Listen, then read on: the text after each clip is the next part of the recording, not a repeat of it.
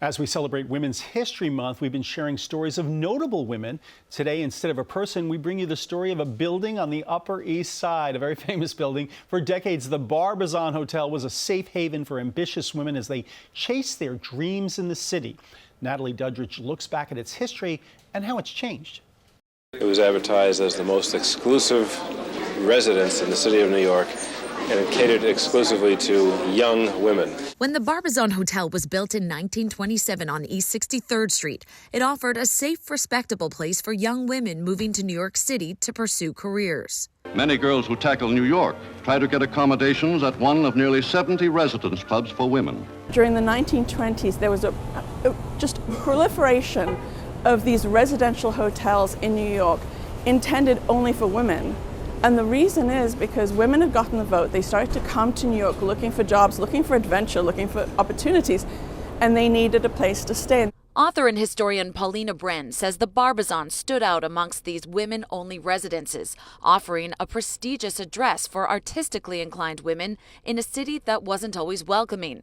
Although nationally women had won the right to vote in 1920, restrictive social expectations remained. Hotels often turned away women who arrived alone after dark. The Barbizon changed that, offering a glamorous yet guarded home. Here they live in a pleasant but institutional atmosphere where the visiting male is a rarity. Inside, the rules were strict. There was a midnight curfew and a receptionist who ensured no men were allowed beyond the lobby. The hotel was originally intended for artistic women, but after the 1929 Wall Street crash, its residents became a more diverse group of working women. When it was built, there were soundproof music rooms, there were art studios, there was a theater. It was all built for this type of woman. Of course, that fell apart because it was built in 1927, opened in 1928, and what happens in 1929? The Wall Street crash, right? And so actually the kind of women who end up staying here turns into a real sort of mishmash, a diverse group of women. In the 1930s, the prestigious Gibbs Secretarial School rented 2 floors of the hotel just for its Gibbs girls. Catherine Gibbs Secretarial School was one of the poshest secretarial schools. It became harder to get into than Barnard or Vassar. Women would go there and it became so popular. The hotel also hosted Mademoiselle magazine's prestigious guest editor program, a launchpad for future writers and journalists.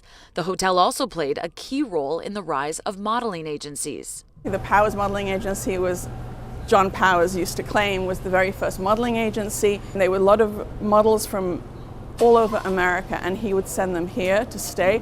Eileen Ford, with her partner in one of these rooms, came up with the Eileen Ford Agency, and once it took off, they would send, especially European models that they brought over, they would send them to the Barbizon to stay here. With so many ambitious and poised young women under one roof, the Barbizon earned the nickname the Dollhouse. You had these famous women, you had the writers, Sylvia Plath, Joan Didion, you had the actresses, Grace Kelly, you had all the models, but you also had, and I write about this, you had a lot of very ordinary women who thought that when they came here, their lives would take off, and they didn't. So there's also a lot of sorrow here, a lot of disappointment.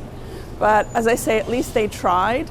As women gained more independence, the need for women-only residences faded. It's changed a lot. In the 70s and 80s, it definitely became a little bit more worn down and wasn't as well kept. Masha Buning, a real estate agent who represents units in what's now called Barbizon 63, says the building was renovated and transformed, welcoming the first men in the 1980s. The hotel originally had 600 rooms that were meant for the women. When it transitioned into a hotel where it started allowing men, it downsized to about 300 rooms, and then now it's just under 70 luxury condos ranging from studios to 4-bedroom penthouses. Despite all the changes, a few original tenants remained for decades thanks to rent stabilization. There's 5 residents left. They live on the 4th floor, so they were given studios and 1-bedrooms, and they're paying something like $100 a month, $115 a month to live there due to the rent control laws,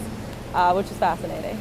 In 2012, the Barbizon was designated a New York City landmark. While the exterior looks the same, the inside was gutted. The exterior remains, iconic, and the original Barbizon pool is actually in the Equinox around the corner.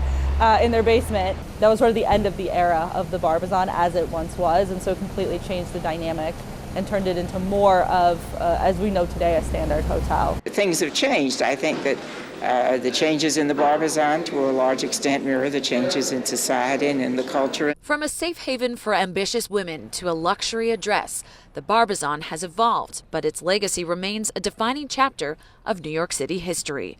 Natalie Duddridge, CBS News, New York.